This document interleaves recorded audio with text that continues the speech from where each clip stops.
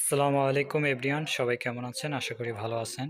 আজকে আমি এসেছি মঠবাড়ি উপজেলায়। এখানে একটি নিউ মডেল মসজিদ নির্মাণ করা হয়েছে একটি সুন্দর ডিজাইন দিয়ে। তো আমি আপনাদেরকে এই মসজিদটি একটু পরিদর্শন করে দেখাতে চাই। তো চলুন কথা না বলে দেখে আসি।